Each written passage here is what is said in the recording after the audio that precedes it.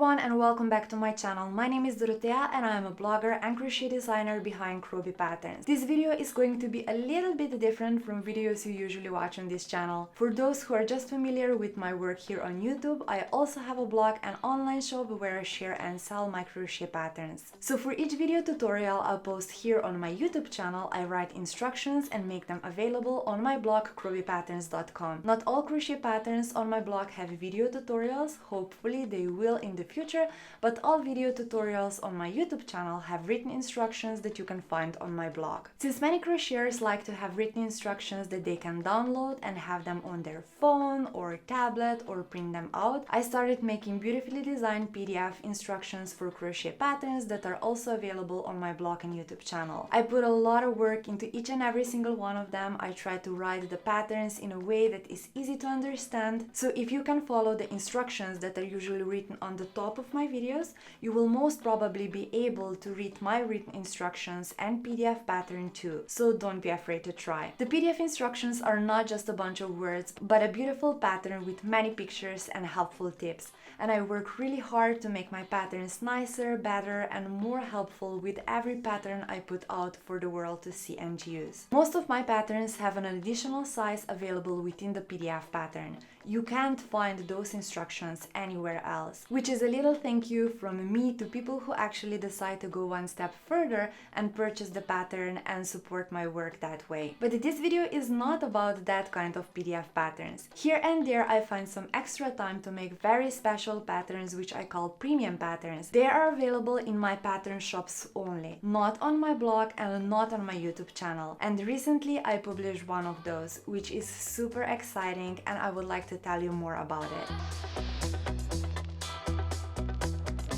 So I made a pattern for crochet baby dress. The pattern is available in 4 different sizes, which is a big step forward for me. I was publishing my patterns in sizes 0 to 6 months and 6 to 12 months for a couple of years now, and I finally decided to step out of my comfort zone and add 2 additional sizes to my pattern. And now I can proudly say that this pattern is available in sizes up to 3 years. So I added 1 to 2 years and 2 to 3 years size. The last 2 were super challenging for me. I am very used to making baby garments in sizes up to 12 months, but I have never made a pattern for sizes bigger than that ever before and publish it for the world to see and use. I was trying to make the instructions for larger sizes many times before, but they have never ever made it to the testing ground. I have to admit I was quite stressed about it. There are so many things that could potentially go wrong, especially the measurements of the finished dress. That's why it's so important to check the gauge before you start and make sure you're using the correct crochet hook and yarn for this project. The equation is pretty simple. If you use a larger crochet hook or thicker yarn that's recommended in the pattern, your finished dress will come out bigger than mine. And if you use a smaller crochet hook and thinner yarn, then your dress will come out smaller than mine. So you have to measure the gauge before you start and make sure you're using the correct yarn and hook for your project.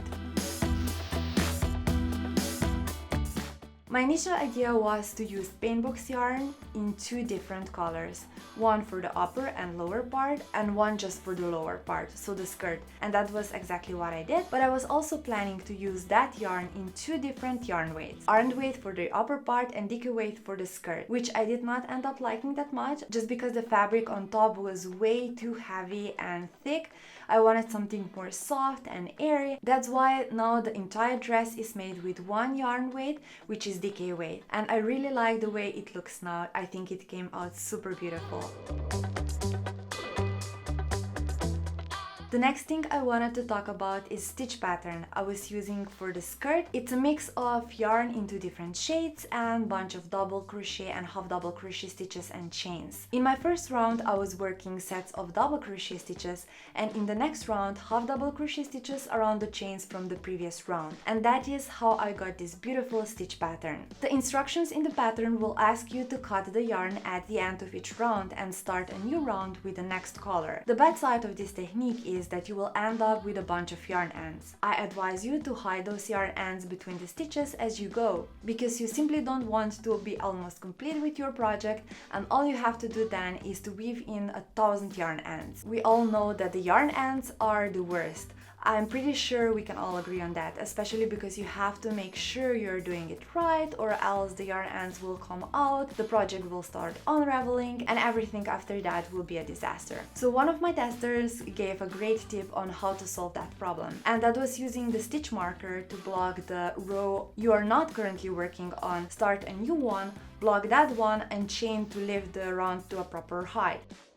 But let me explain why I didn't use it as the main technique and rather stayed with the crazy yarn technique. I was trying really hard to hide the transitions, so going from one round to another. After a few finished dresses, I finally figured out the best way to hide those transitions, and that is to move for one set of stitches each round. The trick is in moving the end of each round away from where initial seam would go, pulling one color to your right, the other one to your left, moving further and further away from finishing your round in a straight line as we would usually do when we work in rounds. I decided to mention this as an option here because it's a really great idea and it will save you a lot, and I mean a lot of time and energy, but since it can be a little bit challenging to do it right, I decided to leave the instructions the way they were, so cutting the yarn after each round, and mention this technique here and in the PDF pattern as a great alternative to the original one. Also, I would recommend working your stitches around the chains you've made between the rounds, so chains to lift the round, just so the chains are nicely hidden between the stitches. I did that very well with the beige yarn and not so much with the pink, as you can see here. The next tip is also how to make the stitch pattern on skirt nicer. When you work on your sets of double crochet stitches, make sure you're making them tight enough, and when you complete the lower part of the skirt, stretch the fabric a bit and push the sets of half double crochet stitches out to create even more texture. And the sets of half double crochet stitches will start looking like tiny berries and not like a flat fabric anymore.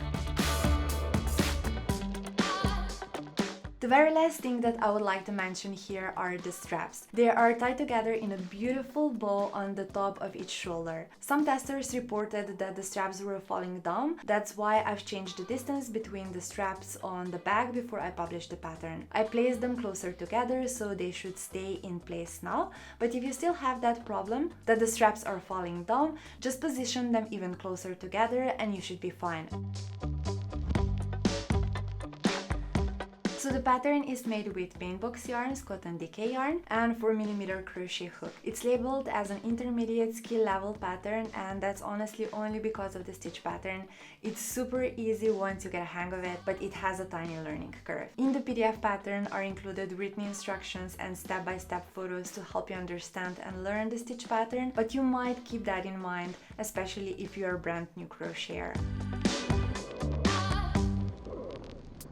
I think that would be all. A special thanks to my testers who went through the pattern and shared their notes and tips on how we can make the pattern better with me. You can find their names and their links to their social media accounts and shops in the description box below.